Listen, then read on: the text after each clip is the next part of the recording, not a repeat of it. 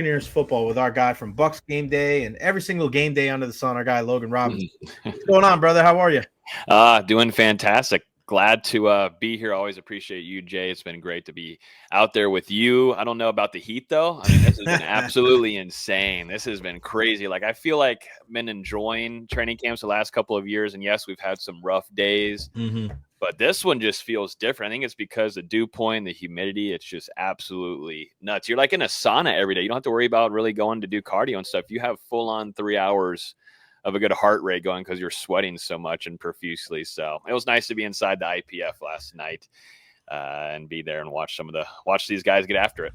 Yeah, no doubt about it. And I was on the field Sunday morning in North Carolina, and I'm at this high school and coaching third base, and I'm thinking to myself, bro, it's so freaking hot out here. And then I'm thinking, wait, tomorrow at this time, I'm going to be at Bucs training camp. And it was 99 in North Carolina, or at least that's what it said. Woo. And then it was 100 the next day. And I'm like, and then I go to Rowdy's training this morning and I'm like, it's hot out here too. What the hell is going on, man? Are the Rowdies practice right by the stadium over here? No, the Rowdies actually practice over on Waters and the Veterans behind the Wawa right there. So if you ever drive north on the Veterans and right off of Waters, you see that soccer complex to the right. That's their training facility. It's beautiful. It's beautiful over there. Really nice. But again, when you're on the field, looking at both sides of the field, there's no shade. So it's not great, but we had a blast out there today. I'm going to ask you right off the top, this defense is just outplaying this offense. I don't think there's no really rhyme or reason around it. Or is it more of because the absence of Tristan Wirfs, or is this defense just that much better? Like, what do you see because people are like, oh, Kyle Trask isn't having a great preseason. I'm like, dude, Baker's got no time. Yeah. Kyle Trask ain't going to have no freaking time. Like, what do you make of just the easy question of like, is it more of the offense or the defense?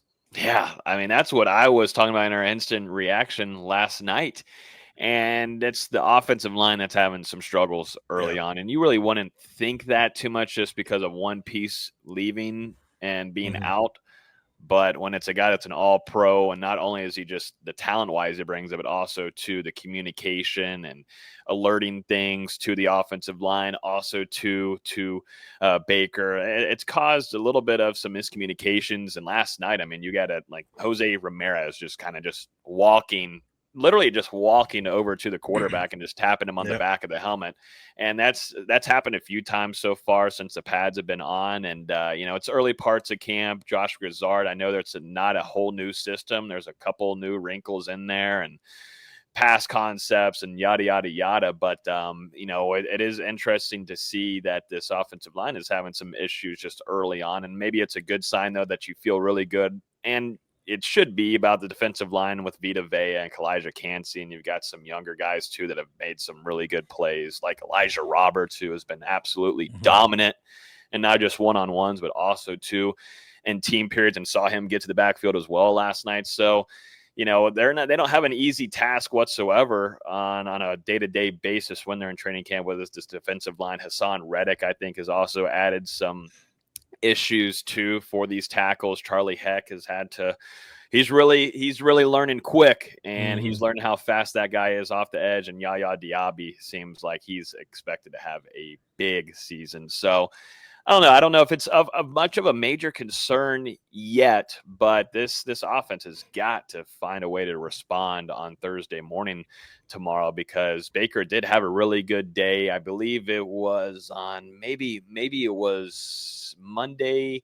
It was a couple of training camps ago, but Baker looked hot. He looked great. He was getting the ball out there quick. He was finding guys in stride. He was absolutely dicing up that defense. So, it's the early parts of training camp and such, but if you're going to take something that you're going to be happy about, I guess you would take it. Hey, the defense is performing very well, and that's something that the defense needed. We needed to see. We needed to see improvement. We needed to see defensive backs make those next steps, and we're seeing that right now in the early parts.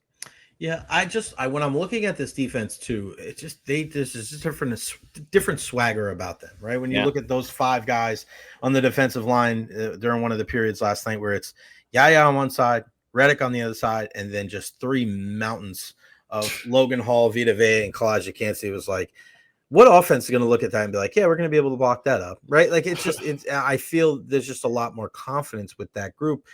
But then the back end, man, the Benjamin Morrison pick yesterday, it looked like he just looks so natural picking the football off.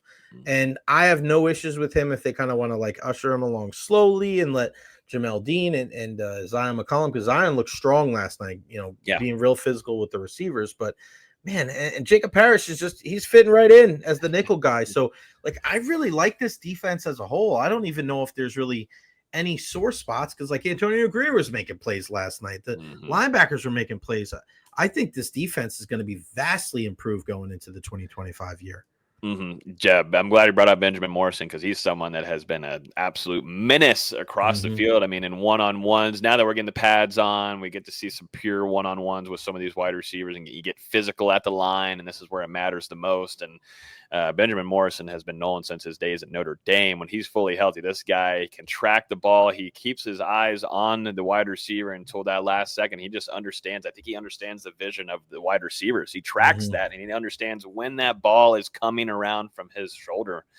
It's really impressive. And like you said, Jacob Parrish was one that we saw in rookie minicamp, OTAs, mandatory minicamp. Like, he was just a guy that was just making plays all over the field. And I think I was talking with Rick Stroud from Tampa Bay Times, and we were just glossing at what the future looks like with this defensive back room, because sure enough, like you were mentioning there, Jay, like Benjamin Morrison, whenever Benjamin got that pick, so Mike Evans beat him on a route. He does what Mike Evans does, and it was a great ball from Baker, and those two connect very well for a 30-yard gain and sliced up the zone. But then he responds back and makes a play and grabs that interception, and he was with the ones. Jamel Dean was on the sideline. Jamel Dean, that wasn't the first time this has happened during camp. There's been some team drills, meaning you got your 11 on 11, good on good. You got your first team offense, first team defense, and Benjamin Morrison has had some burn there in those first couple of snaps with the first team. And I think, of course, Todd Bowles likes to test a lot of these younger guys early on in their rookie training camps and OTAs, and sure enough, that's happening with Benjamin Morrison. I think you're right there. I agree with you that it's been very exciting to watch this defense get after it. They're physical. They're very communicative. I think that's something that the sideline has been predicating heavily. I can hear the coaches saying, communicate. And I think that's something maybe that lacked last season as well, that hurt them. But it has been heavy presence of, hey, we've got to talk to each other, definitely in the defensive backfield, where guys like Tyke Smith, who has also been balling. Yeah, he's been fantastic. It's there's a lot to be excited about, and it's causing the offense so far to have fits.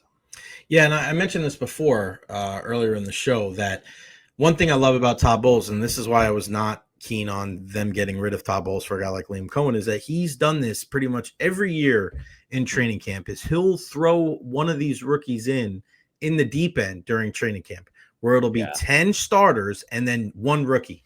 And I remember he did it with Yaya years ago. I think he did it with Antoine. But Antoine started from the beginning. There was a couple of guys over the years, and it wasn't necessarily like their top guy. And it was like a linebacker, and they were just, Quan Alexander. That's what they brought in Bruce Carter as a free agent with the Cowboys, and they put in Quan just for a couple plays. He was the only non-starter out there, and he picked up like 2 fumbles on 5 plays. And then before you knew it, he was the starting middle linebacker for the season with Lovie Smith. So, I mean, this was even pre-Todd Bowles, but we've seen this with the Buccaneers. Well, they'll just throw some of these young guys in there, and it's either sink or swim. And I love how well this defense has played. You're right. Tyke is all over the place. He was out there like hitting last night. What do you make of Shilo Sanders? Because Shilo is a guy that, listen, he's going to be asked about a lot. I've actually been really impressed with what he's been able to do. He's super physical. He's always around the football. Obviously off the field stuff, he's one of the last people signing every time. He's always got a smile on his face. I'm pulling for the kid, man. I'm pulling for the kid. He has you were there the first day when he's like talking, like he's really like, if it was Shiloh Johnson or Shiloh Miller or something like that, like you would still like the kid. Some people just don't like him because of his last name and because of who his dad is. But I mean, he's really been, I know he's an undrafted guy, but he's busting his ass. And you can see, like, if he doesn't fit in here because of how many safeties they have, I wouldn't be surprised if somebody else picked him up and gave him a look if they don't have the depth that the Buccaneers have at the safety spot. I think everybody is pulling for him. I mean, he's got a whole army behind him. He has actually like his own team. If you go to his following, I mean, he's got guys everywhere, Jay. Like he's got YouTube. I mean, we just put up, like you were mentioning, his introductory press conference with the media, which was really nice. He went over and shook everybody's hands eye to eye. Also, too, after the interview was over, asking a few things about the Tampa area, which beaches he should go hit, best places to go grab some food. Like he's a personable guy, and then you see him, like you said, after practice, he's over there signing autographs and engaging, and definitely too. Once he makes a play, once he has the opportunity to get out there, and if he makes a play of any way, shape, or form, he's making sure to go over there and hype up the crowd and everything. Right. And not only is it just something that you would think, all right, some of these veterans don't want this out there, it's just causing too much of a distraction or something. No, I think the veterans and some of the guys that have been around this team have really enjoyed his presence on this team. The thing that he's going to have to do, though, is make sure that he's putting himself in the right positions. A lot of his things, his things that are hurt him a little bit are his coverage, and definitely whenever he's out there in deep and having to cover some of these pass plays, that's where he struggled in college. If he can improve and do those certain things, and two, excel at the special teams, because that's going to be his best way of making this roster, and he certainly understands that, then yes, this could be a guy that has the potential of maybe making roster if he gets an opportunity on the practice squad. There's that, but still, nonetheless, he's a guy that brings a lot of energy. I mean, we saw him.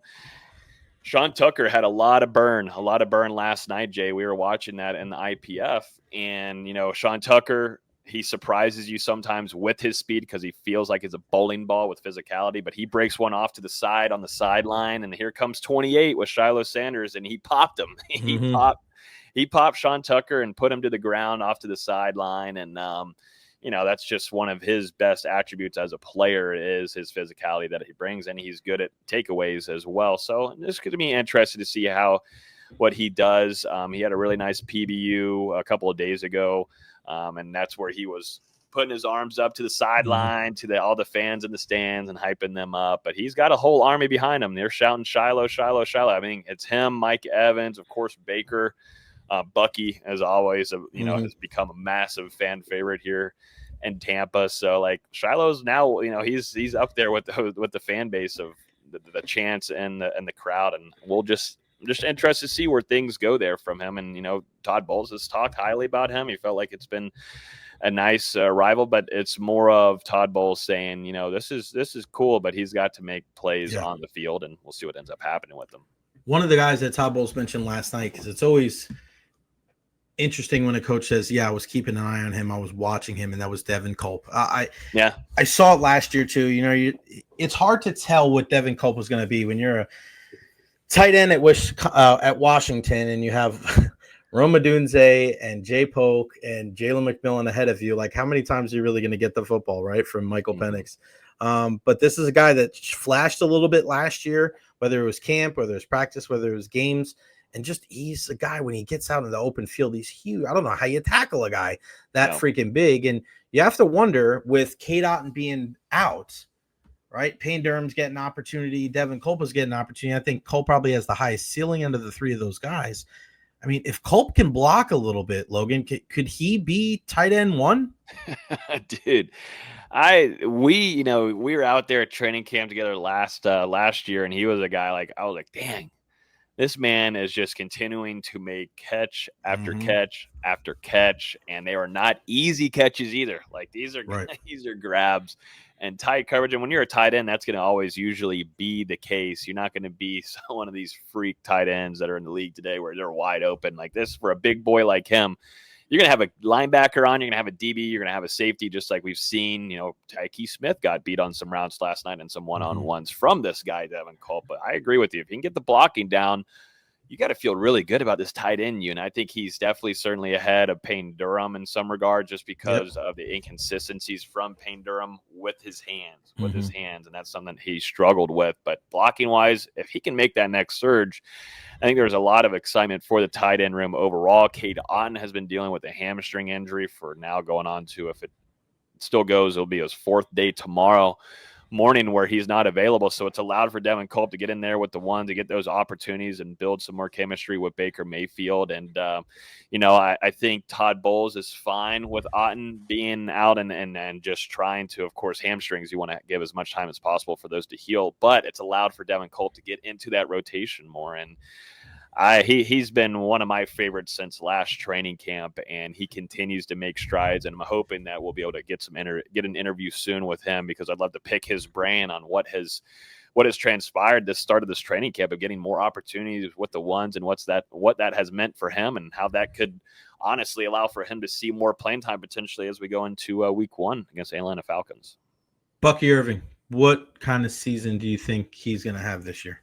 Dude, I don't know, man. Like, I keep on seeing on Twitter, everybody's like, wow, we won all these carries. We won everything. And I think, yes, of course, he's going to get a lot more than last year. It's just going to come down to health for him. He's not the biggest guy, but that's the thing. He runs with physicality, but then also too, he can shake you out of your boots, which is one of the most exciting things to watch coming from a running back, and definitely from that size and stature. It's just fun. Think of like Tez Johnson, who's the Oregon wide receiver rookie. Like, both of them, they are on that same realm of where they could just dead leg you, eat you, and then your ankles are broken. That's something that Bucky Irving has the talent at. I think there's so much potential with this kid, and then it just depends too on how this if this offensive line in the first couple of weeks is able to go. But Tristan Wirfs, interested to see if how long it takes for him to return. But if the offensive line looks like it did last year and giving opportunities for Bucky to get into some space and cause some havoc at the second level, we've seen what he's been able to do. He's been able to take over games, and that was just as a rookie. The strides that he takes, and the way it's hard to tell in training camps because it is a running back position, and you're not going to go full force. Although we did see a little bit of that last night, but that was more of the 2s and the 3s.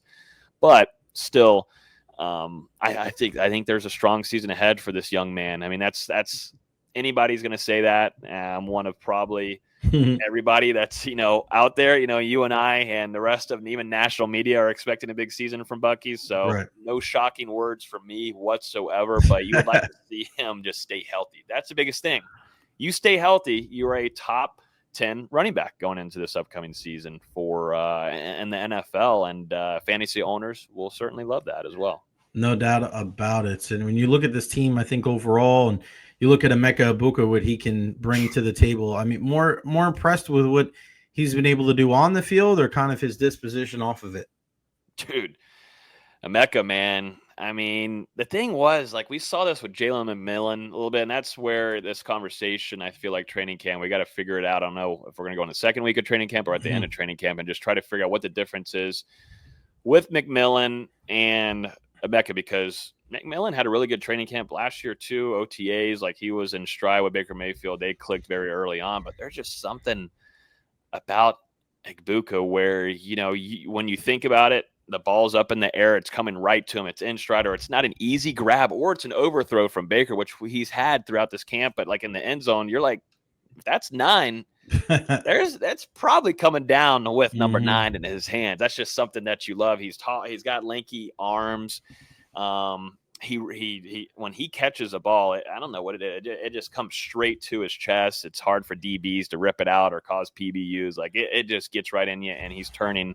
And he's not going to be a player, though, that is going to be like an absolute animal for you in the open field. He's just going to show you, though, that he is productive and he can make those third down conversions for you, just like a guy with Chris Godwin. Like, that's something that, it all, why did they go after a first round? Why did they grab a wide receiver in the first round? Well, I think they're waiting a good bit here on Chris Godwin after some rehab implications, slowing that down. They made this move for Emeka to Baker to stay hot on air, also too, to help out Mike Evans as well. It's exciting to watch whenever you have such a strong talent at the wide receiver room. And Emeka Egbuka, not only just on the field, but off the field. Jay, you and I are in there in their interviews and such. He presents himself very well. Sounds like a veteran, and he does. It's crazy. It's crazy. But, Jason Light and the rest of that staff in the front office always do a good job of making sure they read the room, read what their personalities are before coming in and bringing them into Tampa and inside that locker room. Before I let you go, of course, I got to ask you a question about the Noles. I was going to send you this picture. I liked Florida State when I was a kid growing up in New York because of Charlie Ward. Yeah. That was my guy. I mean, he was the Knicks point guard, and I loved Florida State. I wouldn't say I was a Florida State fan, but I just loved watching them. I was definitely cheering for them when they played Michael Vick at Virginia Tech.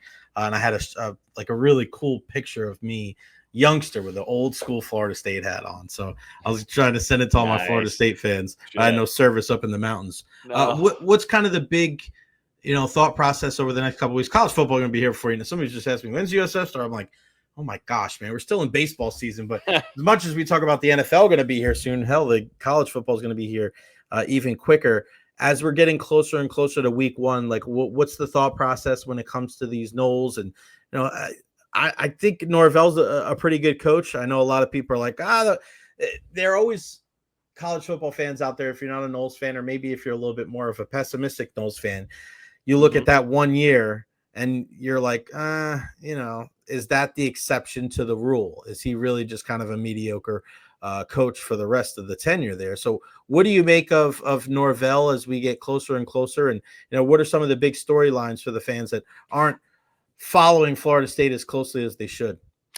You know what? I'll tell you. I mean, camp begins in exactly 2 hours and 20 minutes. And I love football. I mean, you love football. That's why we're here. Definitely during this time of year, you start smelling the grass. It's cut. It smells great.